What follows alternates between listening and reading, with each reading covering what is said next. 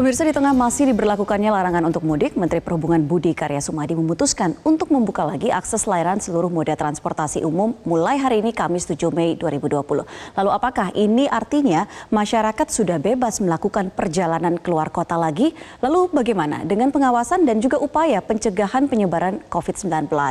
Ya, memang keputusan dari Menteri Perhubungan soal dibukanya kembali layanan seluruh moda transportasi ini cukup membingungkan masyarakat. Apakah ini artinya sudah boleh mudik atau tetap tidak boleh? Nah, kita akan simak kembali pernyataan lengkap dari Menteri Perhubungan. Saya sedikit menyatakan, selain keterangan yang sudah dikecualikan pimpinan lembaga tertinggi, operasional pemerintah TNI dan kepolisian, operasional kedutaan, konsulat dan sebagainya, penegak hukum dan pelayanan darurat, dan Bapak Ibu termasuk yang pertama adalah pimpinan lembaga tertinggi yang dimungkinkan. Nah, selain itu dimungkinkan kepada orang-orang yang berkebutuhan khusus. Sebagai contoh, ada orang tua yang sakit atau ada anaknya akan nikah. Atau sekarang ini di Jakarta ada kurang lebih 10.000 pegawai musiman yang tidak bekerja di Jakarta. Nah, bisa diberikan suatu rekomendasi, kami siapkan untuk pulang. Ya, jadi dari pernyataan tadi bahwa bisa disimak bahwa ada kriteria khusus yang harus dipenuhi atau bisa dikatakan juga mudik tetap tidak boleh. Nah, Kepala Gugus Tugas COVID-19 Doni Monardo juga menegaskan bahwa pemerintah tetap akan tegas untuk melarang mudik. Tidak ada perubahan ataupun pelonggaran aturan larangan mudik. Ini dia pernyataan dari Doni Monardo yang mengatakan bahwa tegaskan lagi mudik dilarang. Nah, selain itu lewat rilis Kementerian Perhubungan ini juga mengeluarkan aturan turunan dari Permenhub nomor 25 tahun 2020 tentang pengendalian transportasi selama musim mudik Idul Fitri 1441 Hijriah. Ini tentunya dalam rangka pencegahan penyebaran COVID-19. Nah, dengan adanya aturan turunan ini artinya tetap ada pelarangan mudik Idul Fitri dan pembatasan orang untuk keluar dari wilayah PSBB. Yang diatur itu adalah seperti yang disampaikan oleh Menteri Perhubungan tadi adalah pengecualian untuk kegiatan yang berhubungan dengan penanganan COVID-19. Nah, siapa saja yang dapat pengecualian? Ini dia, ada 4 kriteria yang mendapat pengecualian, kekhususan ataupun juga bisa dikatakan kelonggaran.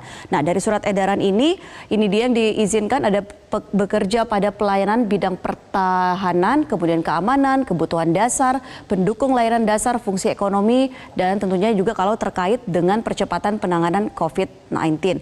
Kemudian juga ada pasien yang membutuhkan penanganan medis, lalu juga kalau ada kepentingan mendesak, misalnya keluarga yang meninggal dunia di luar kota. Lalu kemudian juga ini kalau terkait dengan pemulangan pekerja migran Indonesia, WNI, dan juga pelajar Indonesia dari luar negeri. Nah, kalau tidak masuk dalam kriteria ini, maka tidak dimungkinkan atau tidak diizinkan untuk melakukan perjalanan. Nah, jika termasuk dalam kriteria ini, juga belum tentu serta-merta bisa begitu saja melakukan perjalanan. Ada sejumlah syarat yang juga harus untuk dipenuhi. Yang pertama, kita lihat ini kalau untuk pegawai pemerintah atau swasta. Ini kalau kita lihat ada syaratnya harus ada surat tugas yang ditandatangani minimal pejabat setingkat eselon 2. Kemudian juga untuk pegawai BUMN, BUPT juga harus ada syarat-syaratnya. Lantas juga ada harus menyertakan hasil tes bahwa dia negatif COVID-19. Ini baik itu hasil tes PCR ataupun juga rapid test. Atau ada surat keterangan dari Dinas Kesehatan, rumah sakit, ataupun juga klinik kesehatan. Berikutnya kita lihat. Nah, lalu juga ada surat pernyataan ditandatangani di atas materai dan diketahui oleh lurah kepala desa setempat ini bagi orang yang tidak mewakili lembaga pemerintah atau swasta. Selain itu juga orang tersebut harus menunjukkan identitas diri yang sah seperti KTP dan ini dia harus melaporkan rencana perjalanan. Rencana perjalanan ini maksudnya harus ada jadwal lengkap, kapan berangkat, pulang, dan akan kemana saja. Lalu harus juga mencantumkan alamat selama di tempat tersebut. Nah, ini dia syarat berikutnya kita akan lihat bagi pasien yang perlu atau mendesak mendapat perawatan di tempat lain. Harus melengkapi diri dengan identitas yang sah, kemudian juga harus menyertakan hasil tes negatif COVID-19, lalu harus ada surat rujukan, dan kemudian juga bagi orang yang mengalami kedukaan atau ingin melayat seperti itu harus ada surat keterangan kematian dari tempat almarhum atau almarhumah keluarganya. Dan selanjutnya kita lihat lagi ini dia berikutnya syarat bepergian bagi bagi PMI, WNI atau pelajar Indonesia ini syarat repatriasi masuknya seperti itu harus menunjukkan identitas diri yang syah. Kemudian juga hasil negatif COVID-19 ini juga harus disertakan. Lalu harus ada surat keterangan dari perwakilan Republik Indonesia, kemudian juga ada surat keterangan dari universitas atau sekolah. Ini bagi orang-orang atau para pelajar Indonesia dari luar negeri. Dan yang paling penting di sini adalah proses pemulangan harus terorganisir oleh lembaga pemerintah, pemerintah daerah, swasta, dan juga universitas. Jadi ini dia syarat-syaratnya. Memang kalau kita lihat di atas kertas memang terlihat tidak semudah itu untuk melakukan perjalanan karena ada sejumlah syarat dan juga prasyarat yang harus dipenuhi. Tetapi pertanyaannya adalah bagaimana penerapannya di lapangan. Nah, bagaimana pemerintah ataupun juga aparat terkait ini bisa menyortir orang-orang mana yang benar-benar layak untuk berangkat, mana yang tidak.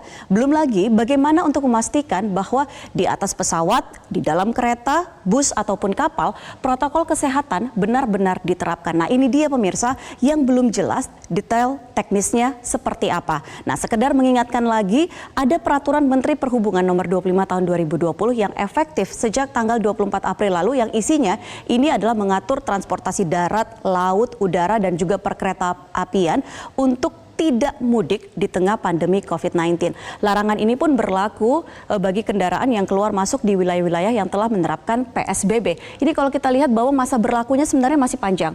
Transportasi darat ini berlaku 24 April sampai dengan 31 Mei 2020. Kemudian transportasi laut atau kapal ini berlakunya larangan mudik 24 April sampai dengan 8 Juni 2020. Lalu ada transportasi udara yang pemberlakuan larangan mudiknya sampai dengan 1 Juni 2020 dan juga ada kereta api yang pemberlakuan larangan mudiknya ini sampai dengan 15 Juni 2020. Nah, mudah-mudahan saja Kementerian Perhubungan dan juga aparat terkait bisa merumuskan seperti apa teknis pelaksanaan di lapangan yang akan benar-benar efektif. Jangan sampai karena aturan yang tidak jelas ini malah rentan untuk disalahgunakan. Mau mudik pakai alasan kunjungan kerja, itu bisa terjadi. Nah, cukup kita sempat bingung dengan bedanya mudik dan juga pulang kampung. Kali ini jangan sampai ada yang bingung-bingung lagi. Jangan sampai juga kerja keras untuk memutus mata rantai penyebaran COVID-19 selama ini jadi percuma karena kebijakan yang diambil di waktu yang tidak tepat. Demikian fact check kali ini. Sesaat lagi kita akan kembali dengan informasi lainnya tetap di Metro Siang.